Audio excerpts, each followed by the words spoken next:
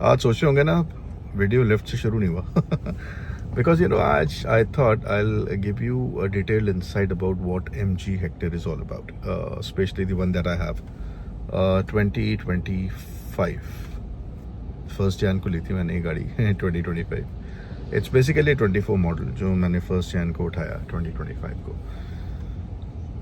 देखिए 1500 सीसी का इंजन है इसका, 1500 CC, which means body weight इस व्हीकल का 2 टन से ऊपर का है, 2000 kgs। That is one of the biggest reasons it has got one of the best build qualities but one of the worst mileage.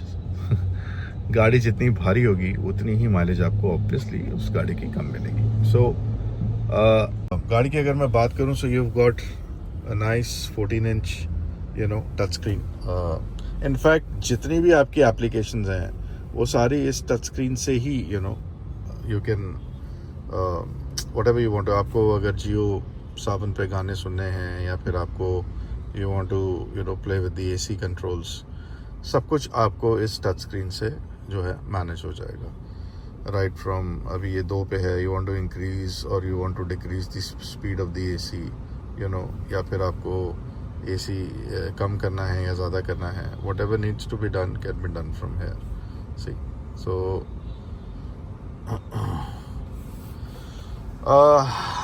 जो इसके इंटीरियर्स है, specially जो जो कैबिन है, that is one of the most luxurious that I have ever seen. ये मेरे I cards हैं, इन्हें मत देखिए आप। And you feel as if you are sitting in a cockpit. That is lovely. With a panoramic sunroof, अगर मुझे खोलनी है तो आप ये देखेंगे, and it's a big panoramic sunroof. ये देखिए, अगर आपको और खोलनी है तो और पीछे जाएगी। There you go.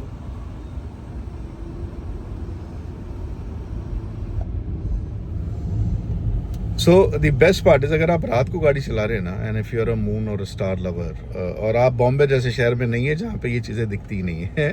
चांद तो फिर भी दिख जाता है पर तारे नहीं दिखते because of the pollution, and that is the same case with Delhi also. Honestly speaking, moon roof, sun roof, panoramic sun roof, आप किसी भी नाम से इसको बोल लीजिए, इनके कोई ख़ास फ़ायदा है नहीं, बट टशनबाजी जैसे लोग कहते हैं। तो it gives you one of the best sunroofs in its category. Hyundai Creta से बड़ी सनरूफ है इसकी। So and I think that is also, you want to close the sunroof, you can do that obviously. जो खुलता है वो बंद भी होगा तो ये चीज़ खैर बताने वाली नहीं है। The Hector comes with an 8 speaker, infinity speakers हैं इसके, and they actually give you a very good sound. So वहाँ आप देखेंगे इन्फिनिटी लिखा हुआ है, and the woofers and the speakers are all great, I mean up to the mark जिसको बोलते हैं। कंट्रोल्स हैं, अगर आपको सीट को पीछे करना है या अगर आपको सीट को आगे करना है, these are the controls, automatic controls. Now if you see, you can see the cabin space गाड़ी का। अगर आप पीछे की भी अगर आप बात करते हैं, if you have to talk, ये देखिए मैं आपको नी स्पेस दिखाता हूँ। I'm almost 6 feet. ये देखिए, you get ample knee space.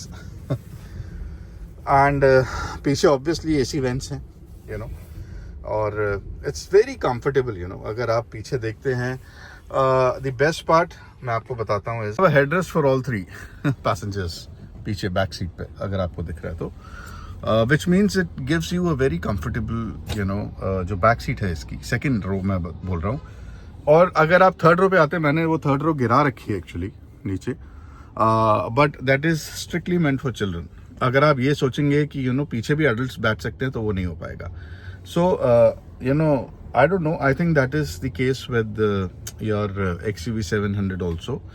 Safari का भी मुझे यही लगता है कि जो सबसे पीछे वाली सीट है that is not very comfortable. So बच्चों के हिसाब से it's a good 7 seater, but if you think अगर आप 7 बड़े लोग लेके जाएंगे तो it will become uncomfortable for sure. Storage space की अगर मैं बात करता हूँ तो you get ample storage space है, और आगे तो खैर वो डैशबोर्ड देख ही रहे हैं आप, जिसमें आप कुछ भी सामान रख सकते हैं। You get the bottle holders बात अगर आती है इसकी टेल की, सो ये ऑटोमेटिकली खुलती है।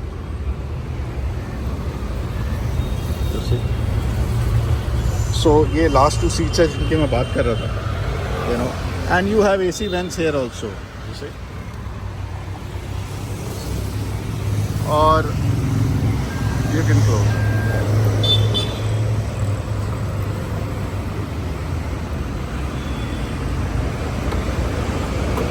So MG Hector comes with a 17-inch alloy, you know, which makes the ride very comfortable. अगर आप देखिए, these are 17-inch alloys.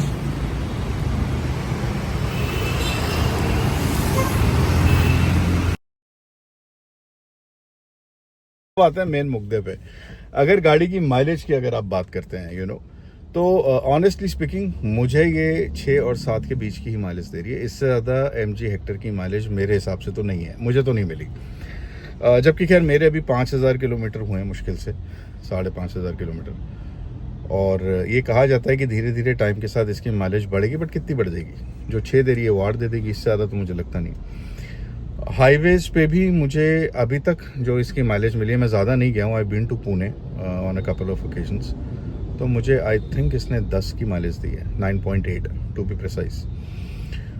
तो आई डोंट नो, गाड़ी बिल्कुल नहीं थी तब, सो आई डोंट नो, जैसे जैसे सर्विस होगी तो माइलेज बढ़ती है। अगर आप में से कोई भी इंजीनियर है तो मुझे बताइए कि कार की सर्विस होने के बाद क्या माइलेज जो है वो बढ़ती है, ऐसा कुछ होता है, और is it a myth? I have no idea about it. So ये मेरी 7 सीटर टॉप एंड है, तो मुझे आई थिंक ये गाड़ी पड़ी थी 25 लाख की, 26 की थी, और क्योंकि मैंने ये दिसंबर एंड में बुक करी थी तो मुझे 1.25 लाख रुपए का मेरे ख्याल से डिस्काउंट मिला था। तो ऑन रोड ये शायद 26.5 की होगी, पर मुझे ये 25 की पड़ी थी। सो अब अगर आप कंफर्ट की बात करते हैं, that is one of the best cars, SUVs, you know, अगर कंफर्ट की बात आते हैं। राइड क्वालिटी की अगर आप बात करते हैं, तो मैं क्योंकि स्कॉडा चलाता हूँ और मैं सेडान चलाता हूँ, तो मुझे राइड क्वालिटी इसकी ओके लगी। It is fine, it is not bad, not at all. I should not compare an SUV with a sedan with regard to driving pleasure, because sedan हमेशा जीतेगी, let me tell you that. मेरे पास Creta थी पहले, Creta से मुझे you know, अगर मैं compare करूँ नई क्रेटा को और इसको, मुझे याद भी नहीं आ रहा, बिकॉज मुझे 5 साल हो गए क्रेटा लिए हुए, आई मीन, और मेरा फर्स्ट मॉडल था, यू नो, हुंडई क्रेटा का। तो see, overall it's a nice SUV. Yes, it has got one of the best build qualities ever, and it is a safe car. Let me tell you that. It is very safe. इसके दरवाजे इतने heavy है ना, मतलब आप अगर दरवाज़ा पकड़ के खींचेंगे तो आपको दम लगेगा। बोनेट इसका is very heavy, so you feel as if, you know, you are seated safely. But at the end of the day यार, it all matters कि आप गाड़ी कितना धीरे चलाते हैं। इररिस्पॉन्सिबली चलाएंगे, 100 से ऊपर चलाएंगे, तो फिर कितनी ही सेफ गाड़ी क्यों ना हो। हमने एक्सीडेंट्स देखे हैं रोड पे, आपने भी देखे हैं, इंस्टा पे रील्स आती हैं, यू सी, यू नो, अच्छी से अच्छी गाड़ी का क्या हाल होता है। तो I would request everybody to drive safe, you know, you should not speed. Over speeding तो करनी ही नहीं चाहिए unless and until there is some kind of a medical emergency. You know, अगर मैं सीट्स की बात करूँ, वेंटिलेटेड सीट्स हैं इसकी, front seats are ventilated seats and they are, you know, lovely. Cushion comfort is very good, thigh support is fine, and so अगर आप देखेंगे, the thigh support is okay, you know, these are ventilated seats and I have no problems whatsoever, you know, and let me tell you, ये ना मैं आपको बहुत layman language में ये सब चीज़ें समझा रहा हूँ, because I'm not a car expert.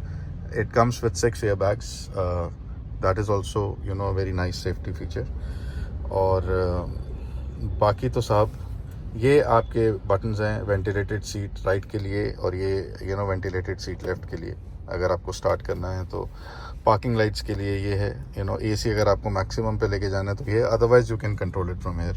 गाड़ी बंद है इस टाइम पे, and that's how it is. So overall, you know, it's a lovely car, and आप रिकमेंड करेंगे तो मैं आपको बहुत ऑनेस्टली बताऊं, देखिए,